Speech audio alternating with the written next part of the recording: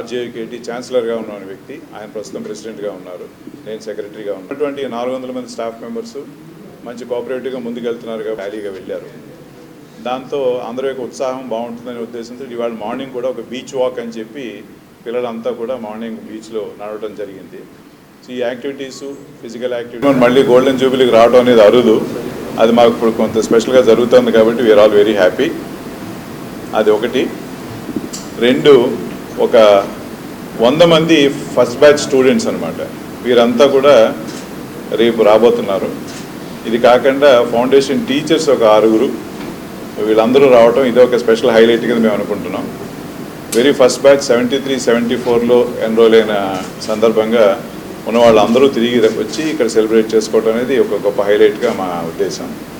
మీరందరూ చూస్తూనే ఉన్నారు, బులే కాలేజీ 50 సంవత్సరాల్లో ఒక బీకామ్ కోర్స్ దగ్గర నుంచి ఈరోజు రకరకాల కోర్సులతోటి ఒక 120 మంది స్టూడెంట్స్ దగ్గర నుంచి 6500 స్టూడెంట్స్ వరకు ఈరోజు పెరిగింది. ఆ రోజున ఒక 6-7 మంది టీచర్స్తో మొదలైనటువంటిది ఈ రోజున 400 మంది స్టాఫ్ మెంబర్స్తో ఉన్నాం. సో ఈ రకమైనటువంటి వృద్ధిలో రకరకాల మనుషులు రకరకాల కంట్రిబ్యూషన్స్ చేశారు. దాంట్లో ప్రథమంగా చెప్పుకోవాల్సింది ఈ ఐడియా ఇచ్చినటువంటి వ్యక్తి, దీన్ని స్టార్ట్ చేయడానికి మొదటి కారణం ప్రొఫెసర్ కేవీ శివయ్య గారు అని చెప్పి, ఆయన ఫౌండర్ సెక్రటరీ. వారి ఐడియాని ఆ రోజున ఆంధ్ర యూనివర్సిటీ రిజిస్ట్రార్గా ఉన్నటువంటి గోపాలకృష్ణారెడ్డి గారిని తో పంచుకొని వారిద్దరూ కలిపి జయభారత్ రెడ్డి గారు డిస్ట్రిక్ట్ కలెక్టర్ దగ్గరికి వెళ్ళి ఆయన్ని ఒప్పించి ప్రెసిడెంట్గా చేయడంతో మొదలైంది దీని కథ.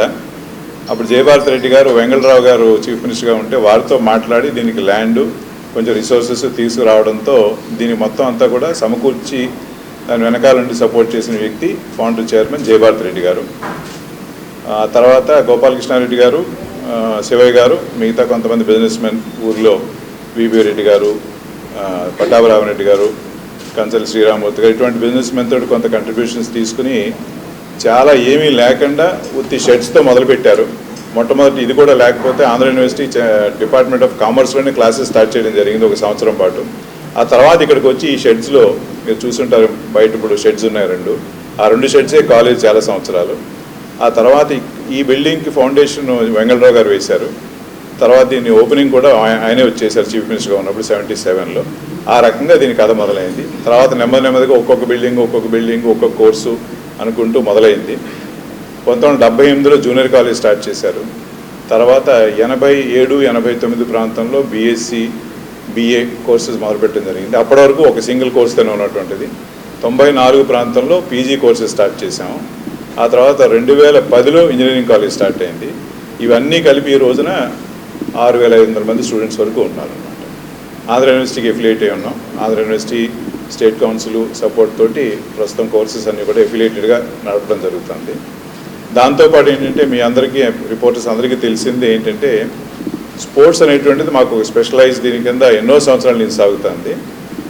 దీంట్లో క్రికెట్ ఛాంపియన్షిప్ ఉందంటే ఈ మొత్తం మన కాలేజ్ ఉన్న అన్ని సంవత్సరాలు కూడా ఇంతవరకు ఒక్కసారి కూడా ఓడిపోకుండా ఆంధ్ర యూనివర్సిటీ ఛాంపియన్స్ ఈ కాలేజే. దాంతోపాటు స్టేట్ లెవెల్ ఛాంపియన్షిప్స్ కూడా క్రికెటింగ్ అంతా ఇదే కాలేజు. మనకి గర్వకారణం కూడా ఏంటంటే ఈ ఊరు నుంచి సెలెక్ట్ అయినటువంటి నేషనల్ టీంకి ఇద్దరు వేణుగోపాలరావు, KS భరత్, వాళ్ళిద్దరూ కూడా ఈ కాలేజ్ ఆడటమే కాకుండా కాలేజ్ క్యాప్టెన్గా ఉండి రంజీకి వెళ్ళి అక్కడి నుంచి నేషనల్ టీమ్స్కి వెళ్ళారు. విశాఖపట్నం ఇంకే దగ్గర నుంచి వెళ్ళని ఇద్దరు కూడా మన కాలేజ్ నుంచి వెళ్ళారు. ఇది కాకుండా అథ్లెటిక్స్ కానీ లేకపోతే బాస్కెట్బాల్, వాలీబాల్ వీటన్నిటిలోనూ కూడా మనవాడు ప్రతిభ చూపించి మొత్తం నేషనల్ లెవెల్లో వెళ్ళటమే కాకుండా పవర్ లిఫ్టింగ్లో అయితే కామన్వెల్త్ మెడల్స్ కూడా సంపాదించిన స్టూడెంట్స్ మన వాళ్ళు. అందుకోసం ఏంటంటే స్పోర్ట్స్ ఒక స్పెషల్గా ఉందని, దాంతోపాటు ఉద్యోగాలు వస్తాయని ఉద్దేశంతో దాన్ని కూడా ప్రత్యేకంగా ఎంకరేజ్ చేశాం. ఎంతోమంది ఇప్పుడు రైల్వేస్లో కానీ, పోలీస్ ఫోర్స్లో కానీ, బ్యాంక్స్లో కానీ స్పోర్ట్స్ కోటా ద్వారా వెళ్ళిన వాళ్ళు ఉన్నారు. అందుకోసం ప్రతి సంవత్సరం ఒక 200 మంది స్పోర్ట్స్ అడ్మిషన్స్ కూడా ఉన్నాయి ఇక్కడ. దాంతోపాటు ఏంటంటే ఫిజికల్ యాక్టివిటీ బాగా ఉండాలని చెప్పి NCC యూనిట్ స్టార్ట్ చేసాం. ఈరోజు నాకు 6 యూనిట్స్ తోటి మొత్తం ఆంధ్రప్రదేశ్లోనే అన్నిటికంటే బిగ్గెస్ట్ NCC యూనిట్ ఏదైనా ఉందంటే అది మన కాలేజ్ మాత్రమే. 450 మంది క్యాడెట్స్ వరకు ఉన్నారు. ఇది కాకుండా స్కౌట్స్ అండ్ గైడ్స్ కూడా మళ్ళీ బిగ్గెస్ట్ యూనిట్ ఇన్ ఆంధ్రప్రదేశ్ లాగా. ఈ NCC, scouts and guides, NSS కలిపితే దగ్గర 900 మంది నుంచి 1000 మంది వరకు దాంట్లోనే ఉన్నారు. అంటే ఉన్న 6000 స్టూడెంట్స్లో ఒక 1000 మంది ఈ రకమైన యాక్టివిటీ తీసుకున్నారంటే మీ ఎంత ప్రత్యేకత ఇచ్చామో మీరు చూడొచ్చు.